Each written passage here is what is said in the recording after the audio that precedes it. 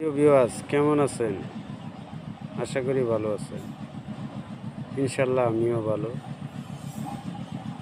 তো একজনের পাশে আরেকজন থাকবে, এটাই কথা। কে ছোট কে বড় সেটা দেখার বিষয় না।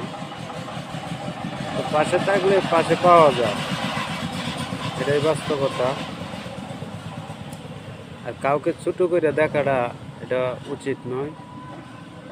আজকে যাকে আপনি ছোট করে দেখবেন, কাল সে অবশ্যই বড় হতে পারে।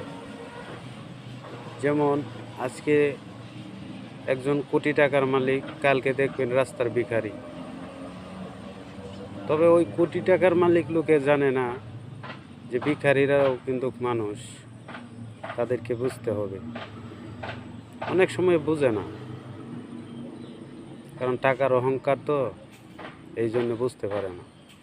যখন টাকা না থাকে তখন ঠিকই বুঝতে পারে।